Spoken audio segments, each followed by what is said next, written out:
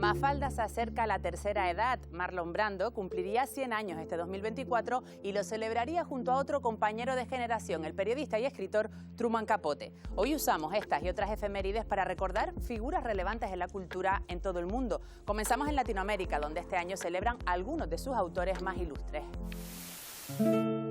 Hace 125 años nació Jorge Luis Borges. El autor argentino se fue a los 87 y a lo largo de ese tiempo se convirtió en una de las grandes figuras de la literatura en español. En 1923 publicó su primer libro de poemas, Fervor de Buenos Aires, y a partir de ahí llegaron obras que ya dejaban constancia de su riqueza y de su singular estilo, como Historia Universal de la Infamia, que años más tarde reconoció un tanto barroca por sus excesos. Borges admiraba la sencillez de la poesía oriental. Ese deseo de dar todo, de dar una fragancia, de dar tantas cosas en unas pocas palabras. Su ceguera progresiva no le impidió continuar escribiendo. Sus textos revisan conceptos como el tiempo, el espacio o la realidad. Ficciones, el Aleph y otras inquisiciones son algunas de las obras más representativas de este autor, Premio Cervantes. Otro de los grandes escritores latinoamericanos es Julio Cortázar. Falleció hace 40 años, pero su legado es eterno. Para muchos, Rayuela es una de las grandes novelas de la literatura en español. Su originalidad y su ritmo innovador en el momento en que fue escrita marcó a una generación de lectores. Su estilo transita entre lo real y lo fantástico. Descubrí, y era un poco penoso, que yo me movía con naturalidad en el territorio de lo fantástico sin distinguirlo demasiado del territorio real. Claro. Es decir, que sucedieran cosas fantásticas en los libros o que pudieran sucederme a mí en la vida, eran hechos que yo asumía sin protesta y sin escándalo. La realidad política del día a día, sin embargo, llevó a Julio Cortázar a comprometerse con causas como la Revolución Cubana o el sandinismo. También mantuvo ese compromiso político Gabriel García Márquez. 10 años han pasado desde la muerte de quizás uno de los más reconocidos escritores latinoamericanos. De hecho, es el único de los tres al que se le concedió el premio Nobel. El colombiano llamó la atención del mundo literario con su obra 100 años de soledad. Principal exponente del movimiento conocido como realismo mágico, fueron sonadas sus fricciones con la Real Academia de la Lengua. Yo no puedo concebir una lengua más rica, más maravillosa, más radiante que la lengua castellana, pero escrita con absoluta libertad. El autor del Coronel no tiene quien le escriba, El amor en los tiempos del cólera o Crónica de una muerte anunciada nunca supo que precisamente la Academia incluiría años más tarde el término García Marquiano en el diccionario. Por cierto, también están borgiano y cortasariano. Frida Kahlo acudió a su primera exposición individual en México en una cama. Un año después, en 1954, falleció. Modigliani buscó la fama toda su vida y la consiguió, pero el mismo día de su muerte. Son dos de las historias increíbles de artistas que celebramos este 2024.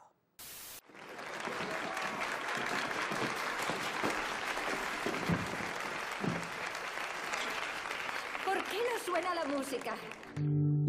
El médico le prohibió salir de la cama dado su estado de salud. Frida Kahlo le hizo caso y, acostada en ella, acudió a su primera exposición individual en México. Un acto que, aunque inesperado, no era sorprendente, pues Frida se mostraba tajante ante aquellos hechos que quería reivindicar. Ella pintaba su vida y al hacerlo se convirtió en una pionera en mostrar la discapacidad en el arte. No escondía sus tragedias personales. Representó el accidente que casi le cuesta la vida, el aborto y el deseo frustrado de ser madre. Temas que eran tabú para las plásticas. También es consciente de las injusticias, mostrando el asesinato de mujeres por violencia machista. Pero ciertamente hay dos Fridas, y a este mundo oscuro se contrapone su amor por México, exaltando su naturaleza, sus paisajes, su tradición y folclore como reivindicación política. Kahlo pudo ver cómo su país reconocía su arte y cómo sus obras eran vendidas en Nueva York, un éxito que no pudo ver en vida Amadeo Modigliani. Su vida se ajusta a la definición de artista maldito. Muere de meningitis tuberculosa a los 35 años. Irónicamente, el mismo día de su entierro, una galería famosa expone sus obras y sus ventas se disparan tras su muerte. Tal y como reza en su epitafio, la muerte lo alcanzó cuando llegó la fama. También la enfermedad física y mental persiguió a Edvard Munch durante toda su vida. Aunque él vivirá hasta los 80 años, su infancia estuvo marcada por la muerte de su madre y de su hermana. Y unos años después también moriría su padre. Además, él no venía de familia rica, más bien era una familia mediana o pobre. Lo que pasa es que Munch canalizó todo eso para hacer su obra. Fue en Berlín donde él pintó su obra más famosa, El Grito. Y además lo hizo durante una de sus etapas más oscuras, donde se emborrachaba más todavía todos los días y donde lo pasó peor. De hecho, hay una frase muy famosa que también te la quiero leer porque define perfectamente el cuadro del Grito, que dice lo siguiente, lo dijo él: iba por la calle con dos amigos cuando el sol se puso. De repente el cielo se tornó rojo sangre y percibí un estremecimiento de tristeza, un dolor desgarrador en el pecho. Me detuve, me apoyé en la barandilla, preso de una fatiga mortal. Lenguas de fuego como sangre cubrían el fiordo negro y azulado de la ciudad. Mis amigos siguieron andando y yo me quedé allí, temblando de miedo, y oí que un grito interminable atravesaba la naturaleza. Y ahí se creó el grito. Munch falleció en 1944 y ese mismo año también fallecía Piet Mondrian y Vasily Kandinsky, dos exponentes de la abstracción geométrica cuyas obras se enmarcan dentro de la teosofía, un conjunto de enseñanzas y dogmas divulgados por Madame Blavatsky. Esta doctrina sincrética, que combina postulados del espiritismo y de muy diversas religiones, creía que el arte, como modo de desarrollo espiritual, trascendía el velo de las apariencias y mostraba la verdadera esencia de las cosas. Desde la pintura se plantea la búsqueda de la forma pura y esencial, la geometría. Además, las creaciones de ambos artistas están íntimamente relacionadas con la música. Y así lo expresaba Kandinsky. El artista es la mano que, mediante una tecla determinada, hace vibrar el alma humana. Algo que en cierta forma también fascinó a Henri Matisse. De los máximos exponentes del fauvismo, Matisse simplifica las formas y satura los colores, un uso libre que se relaciona con el vigor expresivo y el deseo de romper con la estética anterior. Aunque el ritmo y la búsqueda de la felicidad es una constante en la historia del arte, bailes circulares presentes desde la antigüedad y que, como estos autores, se mantienen vivos pese al paso del tiempo. 60 años cumple el único personaje inmortal de este programa, Mafalda, la niña más sabia de las viñetas. Tuvo que llorar el luto de su padre, Quino, en 2020, pero su legado sigue dándonos lecciones año tras año desde las páginas que nos regaló.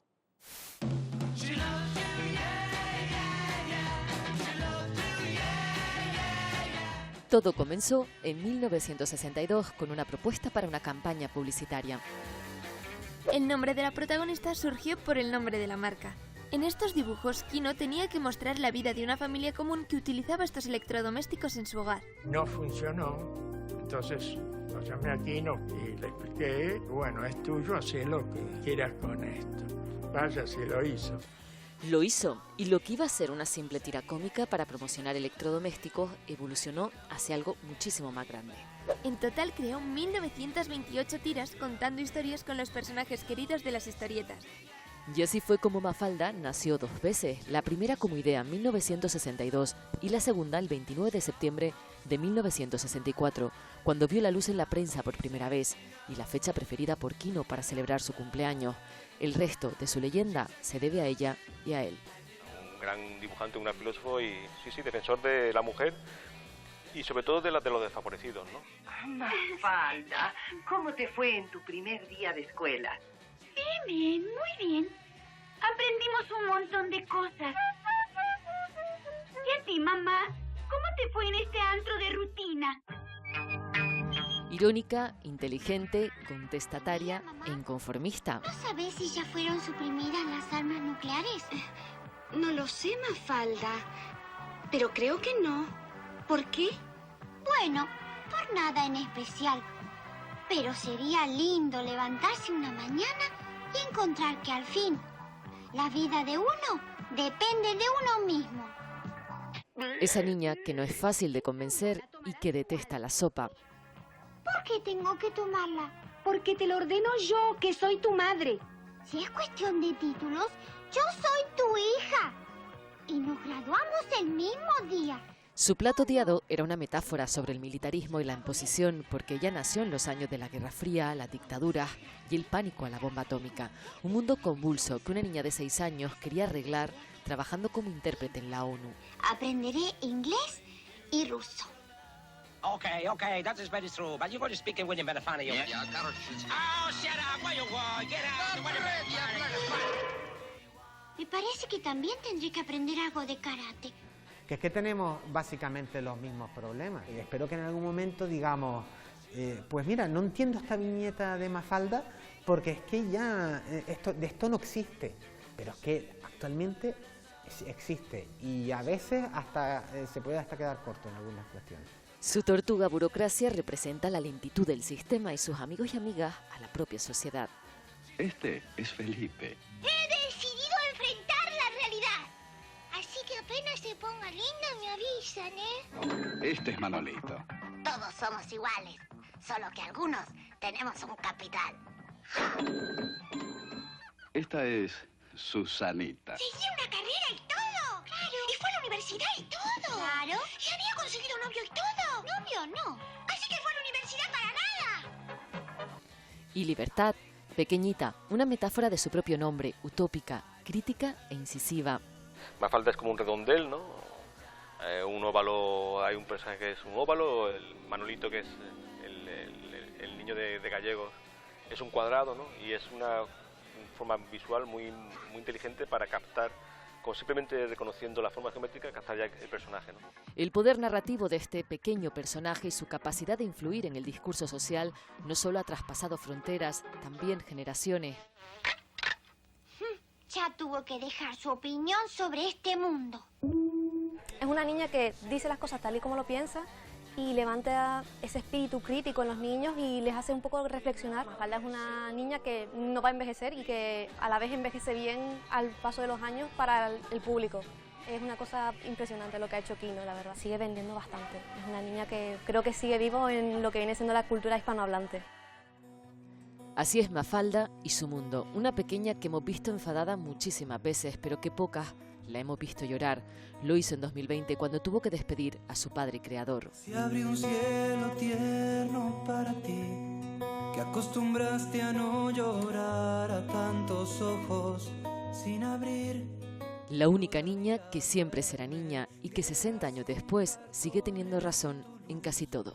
Prendida a base de palabras que bailando hacen reír, acariciando mentes. Viaja rumbo al sur, viaja sin banderas, lluvia llueve, llagas y un nopal, dando abrigo a la ciudad, empuja el viento y seguirá con sus pasos hacia el mar. Nunca encuentra su lugar y duerme.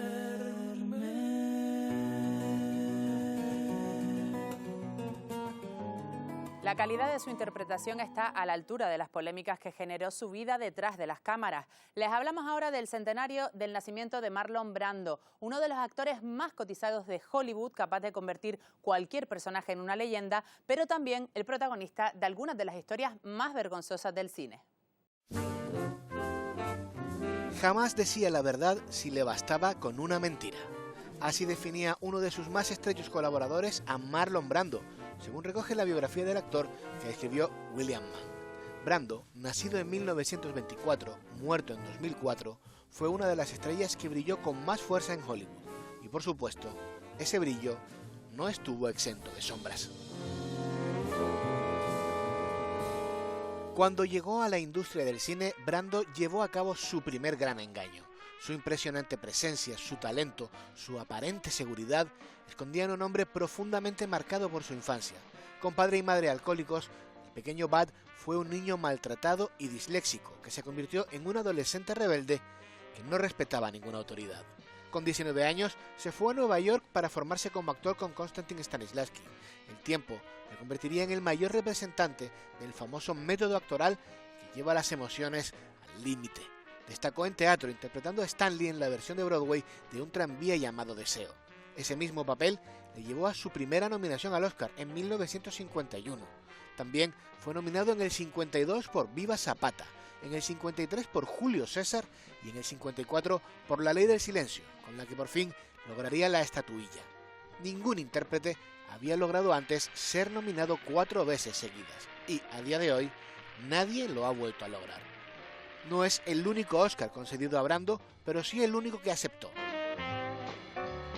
En 1973, su interpretación de Vito Corleone en El Padrino volvió a ser reconocida por la Academia, pero el actor rechazó el galardón porque la industria despreciaba a los nativos americanos. De hecho, envió a un activista en la lucha por los derechos de los pueblos indígenas a leer el discurso en el que rechazaba el Oscar. My name is Sacheen Littlefeather. Cuando rodó El último tango en París, el director Bernardo Bertolucci y el propio Brando se conjuraron para no advertir a la actriz de 19 años, Maria Schneider, de lo que iba a ocurrir. Ella no sabía que Brando la cogería, la sometería y la embadurnaría de mantequilla. Con esta agresión, uno de los momentos más terribles de la historia de Hollywood, actor y director decían buscar conseguir una reacción de terror real de Maria Schneider. Esa misma excusa, la búsqueda de reacciones reales, era el principal argumento de Brando a la hora de no aprenderse los textos de sus personajes. Ni en Apocalipsis Now, ni en El Padrino, ni en Superman se supo Brando su guión. Leía tarjetones colocados para él tras la cámara.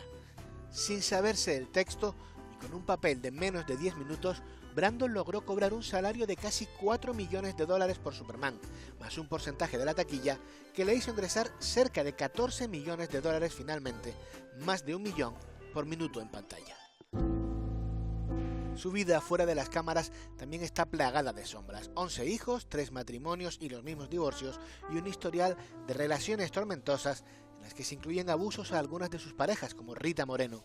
El drama golpeó con toda la dureza en 1990, cuando uno de sus hijos, Christian, asesinó al novio de una de sus hijas, Cheyenne, tras una discusión. Christian acusaba a la pareja de su hermana de haberla maltratado. Cheyenne cayó en una espiral de drogas y problemas de salud mental que la llevaron al diagnóstico de esquizofrenia. Se suicidó 5 años después, en 1995. En la etapa final de su carrera, Marlon Brando se muestra irreconocible, tanto en Don Juan de Marco, por ejemplo, como en La isla del Dr. Moreau. Su última aparición relevante fue en el videoclip de Michael Jackson You Rock My World en 2001. Murió en 2004. Porque para hablar de un escritor estadounidense que nació hace 100 años, comenzamos en La Palma del siglo XVI, pues porque fue ahí cuando se plantó la semilla que le daría nombre a nada más y nada menos que Truman Capote. Gaspar González Capote y Beatriz Fernández viajaron de Portugal a La Palma a mediados del siglo XVI en busca de un futuro mejor y terminaron estableciéndose entre las actuales Breña Alta y Breña Baja. Allí tuvieron descendencia y desde ahí fue creciendo esa rama genealógica y con ella el apellido Capote. Uno de esos Capote, en concreto José García Capote, se convirtió en coronel y fue enviado a Cuba en comisión de servicio y, como tantos otros canarios, emprendió allí negocios con el tabaco y el azúcar. También amplió la familia y tuvo 3 hijos. El mayor de ellos era Joseph García Capote.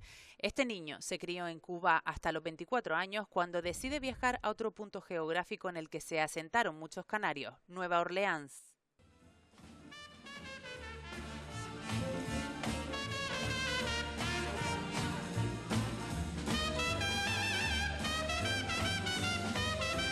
En la cuna del jazz en plenos años 20 comenzó a trabajar un joven Joseph y fue allí donde tuvo su primer encuentro con Lily Mae. ¿Y quién es Lily Mae? Nacida en Alabama, Lily Mae era huérfana y vivía con unos parientes lejanos. De esa casa salió con 17 años cuando un aspirante a abogado le prometió amor y seguridad económica.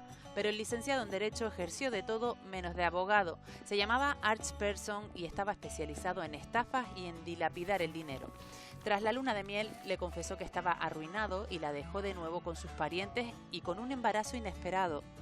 La noticia del próximo alumbramiento propició que Arch regresase a por ella y la llevase a un hotel en Nueva Orleans, donde nacería el 30 de septiembre de 1924 Truman Streckfus Persons. Entre habitaciones de hotel transcurrieron los primeros años de Truman, que recordó toda su vida con angustia cómo sus padres lo dejaban encerrado durante horas muchas noches. 4 años vivió en ese estado de soledad y abandono hasta que sus padres se divorciaron y lo dejaron con unos familiares en Alabama. Truman comenzó entonces a vivir en el aburrimiento y la espera continua. Su refugio fueron las palabras y 2 amigas que se convertirían para siempre en sus mejores aliadas. Su anciana prima Suk y una vecina igual de solitaria que él, Harper Lee, que se terminaría convirtiendo en la afamada autora de Matar a un ruiseñor. Su madre lo visitaba de vez en cuando y se lo llevó definitivamente a su nueva residencia, Nueva York, tras reencontrarse con Joseph García Capote y contraer matrimonio con él. Joseph decidió adoptar legalmente al niño y le dio sus apellidos. Y aquí nace quien todos conocemos por obras como A Sangre Fría o Desayuno en Tiffany. Nace porque adoptó el nombre con el que firmaría estos títulos, pero también porque en Nueva York alcanzó 2 de sus anhelos: dedicarse a la literatura y a las banalidades de la sociedad ociosa de la ciudad. Con estos 2 objetivos cumplidos, Capote se embarcó en proyectos literarios, pero también en lujos y excesos que terminarían con su economía y su vida prematuramente en 1984. Tenía 59 años y, como él mismo describió, vivió hasta sus últimos días encerrado en aquella habitación de hotel donde le dejaban de noche y de donde nunca logró salir. Truman Capote creó su propio estilo periodístico, pero él terminó consumido también por el repudio de las personas que se vieron traicionadas en las crónicas en las que usaba detalles personales de sus vidas. Por eso terminamos con la frase de otro maestro del periodismo, Ryszard Kapuscinski, que decía que las malas personas no pueden ser buenos periodistas. O lo que es lo mismo, para ejercer esta profesión no se puede ser un verdino, que significa persona mala o ruin. Hasta aquí esta temporada. Que pasen ustedes un feliz verano.